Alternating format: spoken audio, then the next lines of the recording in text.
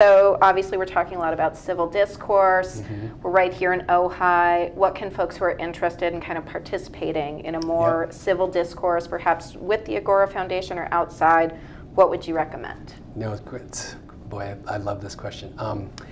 Yeah, I would say that the people who disagree with you are not traitors. That would be the very first principle I would start with. That's the thing that seems to me essentially wrong in our country and in Ojai. So if we can really sit down and say, okay, I get it, you're my neighbor, we're in this together, we have differing opinions about whatever it is, let's come to it with goodwill first and primarily. So what that does mean though is that people on Facebook are terrible. Like they're so awful and Nextdoor or pick your social media platform where people say things they would never say to your face. Yep. And so, or they just somehow feel obliged or entitled to criticize. So that's what I would suggest first off is let's set the stage so that we can actually just talk.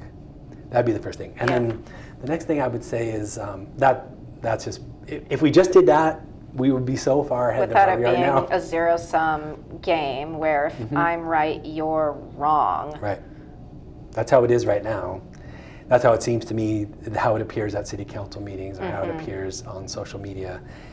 Then the next thing I would say though is being as fact-based as we can, and that takes some filling in, it takes some attention requesting. Let me use an example.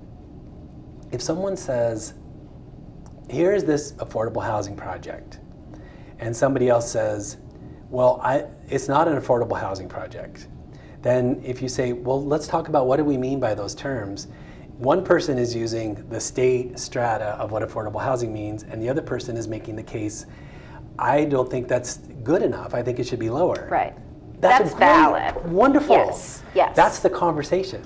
But if you say it's not an affordable housing project, period, the conversation, it's not open, it stops. Yeah. So then I would say let's be as fact-based as we can, and I would say cite sources. Yeah.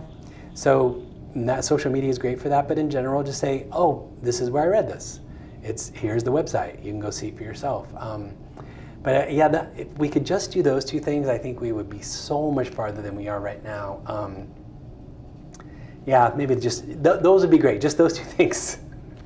Facts, citing sources, and civility. And civility. And the civility, though, I mean, everybody says that. Yeah. But it would be really practicing it in the sense of not insulting each other, being kind to each other, not making assumptions about other people's motives. But also, it means telling the truth. Civility means telling the truth. So it means not being disingenuous or derailing or providing ambiguity such that it skews an argument. That's almost like lying.